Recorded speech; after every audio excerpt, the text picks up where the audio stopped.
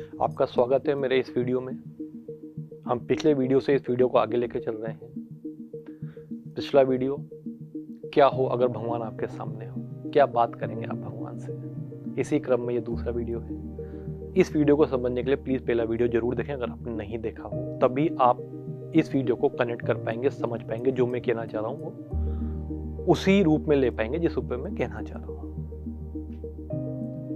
क्या हो भगवान अगर आपके सामने हो, इसको समझने के लिए हम एक कहानी सुन रहे हैं और वो कहानी है जीवनलाल माथुर साहब की। जीवनलाल माथुर साहब के जीवन के दो पहलू हम देख चुके हैं। आगे आने वाले पहलू जहाँ पर वो महादेव से एक बार और फिर कोशिश करते हैं, प्रार्थना करते हैं कि महादेव उनकी प्रार्थना मान लें और उनके आने वाले प्रश्नों के भी जवाब उनको मिल पाए। प्रभु, आधा जीवन और बाकी है, इसका संशय भी दूर कीजिए। ठीक है माथुर साहब, आज आप अपनी भक्ति का पूरा फल लीजिए। प्रभु, जब मैं कॉलेज गया, मेरे पिताजी ने मुझे वो सारी सुविधाएं दी जो एक पिता अपने बेटे को दे सकता है। मेरे पास जाने के लिए अपनी खुद की गाड़ी थी, बाइक थी, अच्छा बैग था, अच्छी शिक्षा थी, अच्छा कॉलेज था, सारी सुविधाएं थी। लेकिन वहां पर प्रभु वही समस्या जो बचपन से चलती हुई आ रही थी। हरीश जो मेरा दोस्त था, चमचमाती हुई कार में आता था प्रभु, आए दिन होटल में हमें पार्टियां दिया करता था, सब उसके आगे पीछे घूमते थे, आलीशान मकान था। हरीश का जीवन नहीं जिया तो क्या किया। एक बार हमें भी तो अमीर बनाइए, हमें भी तो बताइए कि हरीश अपने जीवन में कितना खुश था। अरे यार माथुर, मेरी इतनी भक्ति करने के बाद भी तुम इन भौतिक चीजों में खुशी ढूंढ रहे हो। चमचमाती कार में तुम्हें आनंद मिल रहा है, बड़े मकान में रहने की तुम्हारी इच्छा है। चलो ये गलतफहमी भी तुम्हारी दूर कर देते हैं, चलते हैं हरीश के पास। अब वापिस महादेव और अपने माथुर साहब कॉलेज के दिनों में। अब हरीश की जिंदगी माथुर साहब जी रहे हैं। हरीश अपनी चमचमाती मर्सिडीज में आया, आते ही सारे दोस्त उसके आसपास आ गए। हरी भाई, आज तो बड़े स्मार्ट लग रहे हो और आज यार भूख भी बहुत लग रही है, आज तो सबके लिए समोसा पार्टी हो जाए। हरीश कैंटीन में बैठ के, अरे सबके लिए समोसे लाओ। सब प्रसन्न, बढ़िया चल रहा है, सब हरीश की वाह कर रहे हैं। हरीश जहां से जाता है उसके दोस्तों की लाइन लग जाती है, इतना बड़ा उसका दोस्तों का ग्रुप है। सब कुछ ठीक है। हरीश जी घर पहुंचते हैं, यानी अपने माथुर साहब जो हरीश का जीवन जी रहे हैं, घर पहुंचते हैं। बड़ा आलीशान घर के जितना माथुर साहब का खुद का घर, उसके घर के बराबर तो हरीश का अकेले का कमरा। माथुर साहब कहते हैं ये है जीवन। क्या है यार, कॉलेज की थकान मिटा के आया हूँ, सोता हूँ मैं, सोने से पहले नौकरों की लाइन। क्या पियेंगे हरीश बाबा? जूस पियेंगे, चाय पियेंगे। अरे यार मजा आ गया यार, जूस ले आओ। माथुर साहब जूस पीते हैं और सो जाते हैं। शाम को उठते हैं, अब यार खाने का टाइम हो गया है, बस पिताजी आ जाए, माताजी आ जाए, फिर खाना खाते हैं। भाई आ जाए सब। 8:30 बज गई, 9 बज गई, 10 बज गई, कोई नहीं आया। उनके नौकर आके कहते हैं हरीश बाबा खाना खा लो। तो कहते हैं पिताजी कहाँ है? सब कहाँ है? कि पिताजी तो अभी नहीं आ पाए, उन्होंने कहा वो नहीं आ पाएंगे, आप खाना खा लेना, माताजी अपनी पार्टी में बिजी हैं और आपका भाई तो बाहर गया हुआ है बिजनेस के सिलसिले में, तो आपको अकेले ही खाना पड़ेगा। कि अच्छा, कि अरे बाबा इसमें चिंता वाली क्या बात है? आप सब कब साथ खाना खाते हो? आप अकेले तो खाना खाते हो। आप सबको मैंने कभी भी साथ बैठे देखा ही नहीं। आप सब अपने अपने जीवन में हो। आपके पिताजी बिजनेस कर रहे हैं, माताजी अपनी सोशल लाइफ जी रही है, बड़ा भाई बिजनेस में अपने आप को आगे बढ़ा रहा है और आप अपने कॉलेज की मस्ती में रहते हो। सब अपने अपने जीवन में खुश हो, साथ बैठ के खाना खाना तो मैंने कभी देखा नहीं। आज आप ऐसी कैसी बातें कर रहे हो? ये बात सुनकर माथुर साहब दंग रह गए। उनको एक पल नहीं लगा ये समझने में कि हरीश के पास वो सब चीजें थी जो पैसों से ली जा सकती है, लेकिन वो चीजें नहीं थी जिनको खरीदा नहीं जा सकता। पापा का दुलार, पापा का प्यार, सबसे महत्वपूर्ण पापा का समय, भाई की शरारतें, माँ का आंचल वो यादें जो एक परिवार के साथ जुड़ती हैं, वो लम्हे जो परिवार के साथ बिताते हैं और जिनको याद करके हम अपना जीवन बिताते हैं। महादेव की बात कानों में गूंज गई कि अरे यार, भौतिक चीजों में क्या खुशी ढूंढता है।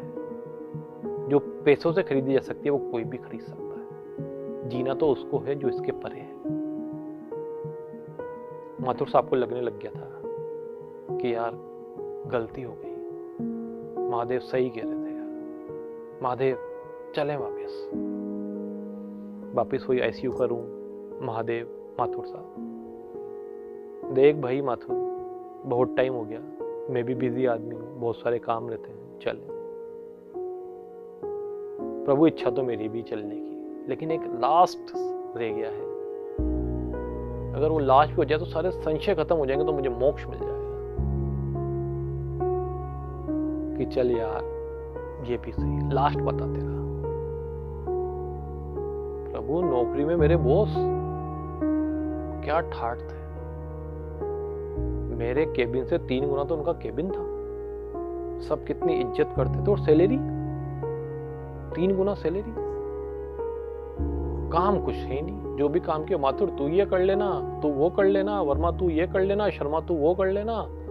और खुद बद दिन भर आते, घूमते फिरते, फोन पे लगे रहते, लंच के टाइम बाहर होटलों में जाके खाना खा रहे हैं, और इंक्रीमेंट के टाइम पे 20% इंक्रीमेंट, और हम 10-10, 15% पर अटके हुए हैं। तनख्वाह भी ज्यादा, इंक्रीमेंट भी ज्यादा, काम भी कम और रेश भी ज्यादा। प्रभु, ये तो नहीं, ये तो समझ में नहीं आया। सारा काम तो हम करें।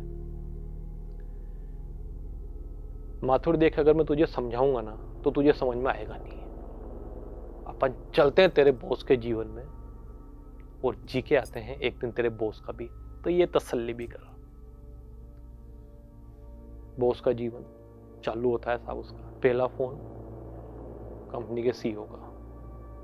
जिस लैंग्वेज में कंपनी का सीईओ ने बात करी माथुर साहब से, जब उनके बॉस हैं, माथुर साहब के फाकते उड़ गए। जो चीजें उन्होंने पूछी, माथुर साहब होश खो बैठे। ये दिन चालू हुआ है बॉस का, दिन बढ़ता गया। आधे घंटे बाद ही दूसरा फोन, तीसरा फोन, 12 बजे तक 4 रिपोर्टें, 1 बजे क्लाइंट के साथ लंच करना है, 2 बजे तक डील क्लोज करनी है।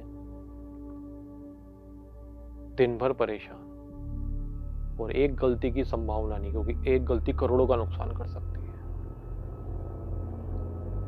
और जब वो बॉस बने माथुर साहब, जब समझ में आया कि यार मैं तो कुछ काम ही नहीं करता था यार, मैं तो डॉक्यूमेंटेशन को ही सबसे बड़ा काम समझता था। लेकिन अब समझ में आया कि भाई बॉस जिम्मेदारी ज्यादा, कांटों का ताज है सर के ऊपर। ये जो तनख्वाह उसको मिल रही है, ये सिर्फ सैलरी उसको उसके दिन की नहीं मिल रही, मेरे दिन की तनख्वाह भी उसको मिल रही, क्योंकि मेरी गलती भी उसकी गलती है। तो वो जो तनख्वाह उठा रहा है, वो बॉस उसकी पूरी टीम के समय की तनख्वाह उठा रहा है, उसके पूरी टीम की गलतियों की तनख्वाह उठा रहा है। और वो जो फायर फाइटिंग हो रही है सीनियर मैनेजमेंट की तरफ से, उसको आने से रोक रहा है। प्रभु चलो वापिस आईसीयू का। चले अब तो बेटा, हो गया तेरा पूरा जीवन। ये महादेव, पूरा जीवन हो गया, मैं आपके साथ चलने के लिए तैयार हूं, और मुझे चलना भी चाहिए। लेकिन मेरी एक बात, अगर आप इसको माने, तो मैं जीवन के पहले दिन से, जब से मैं समझाऊं, आखिरी दिन तक, जब मैं चाय पी रहा था अपने बच्चों के साथ, अपने पोतों पोतियों के साथ खेल रहा था, बहुओं की सेवा का आनंद ले रहा था, मैं खुद तो जी रहा था, लेकिन जैसे मैंने आपको बताया, मेरे पीछे बहुत सारे संशय थे। मैं अपने इस 70 वर्ष के जीवन में एक दिन भी खुद जीवनलाल माथुर का जीवन नहीं जीना। मैं कभी अपने बड़े भाई का जीवन जीना चाहता था, कभी अपने दोस्त का जीवन जीना चाहता था, कभी अपने बॉस का जीवन जीना चाहता था, लेकिन मैं खुद का जीवन कभी नहीं जीता। आपसे महादेव सिर्फ एक ये प्रार्थना है कि मुझे जीवन का सिर्फ एक दिन और दे, जब मैं सिर्फ और सिर्फ जीवनलाल माथुर बनकर जीऊँ। मैं अपने बच्चों को वो यादें देके जी पाऊँ जो जीवनलाल माथुर देकर जाता है। मैं अपने परिवार को वो लम्हे देकर जाऊँ जो जीवनलाल माथुर देकर जाता। मैं एक दिन, सिर्फ और सिर्फ एक दिन जीवनलाल माथुर बनकर जीना चाहता हूँ। मैं दूसरों के जीवन नहीं जीना चाहता। पूरा जीवन दूसरों का जीवन जीने में, दूसरों को दिखाने में, समझाने में, दूसरों को समझने में, मैं खुद कभी अपने आप को समझा। सिर्फ एक, यहाँ पर मुझे विवेकानंद जी की वो बात याद आती है कि अगर आप एकांत में 10 मिनट अपने आप से बात नहीं करते तो दुनिया के सबसे बेहतरीन व्यक्ति से मीटिंग का मौका मिलेगा। महादेव तथास्तु कहने चले जीवनलाल माथुर के डॉक्टर कहता है चमत्कार हो गया, माथुर साहब बिल्कुल ठीक है, प्रभु कृपा रही तो लंबा जीवन जिएंगे। लेकिन माथुर साहब की आंखें खुलते पता था कि यह सिर्फ एक दिन का खेल है। वो एक दिन में अपनी पूरी जिंदगी जीना चाहते थे, जीवनलाल माथुर बनकर जीना चाहते थे। वो यादें देके जीना चाहते थे जिसके बाद उनके बच्चे, उनके पोता पोती उनको याद करें। वो लम्हे जिनको सोचकर उनके बच्चों को, उनके पोता पोतियों को मुस्कुराहट आ जाए। वो क्षण जिस पे उनका परिवार गर्व कर सके। और वो सारी बातें जो उनको मरने के बाद भी जिंदा रखेंगी। यही है मेरी सोच कि क्या हो अगर भगवान आपके सामने आए। तो मैं तो अब से अपना जीवन जीना स्टार्ट करने की कोशिश करूंगा कि मैं अपना जीवन जीऊं। वो एक दिन में खत्म हुआ, 1 साल में खत्म हुआ या 10 साल में खत्म हुआ, मुझे नहीं पता।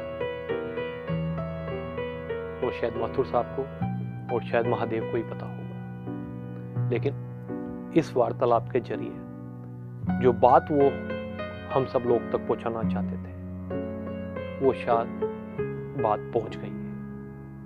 इसी के साथ मैं इस कहानी को विराम करता हूं। बहुत बहुत धन्यवाद।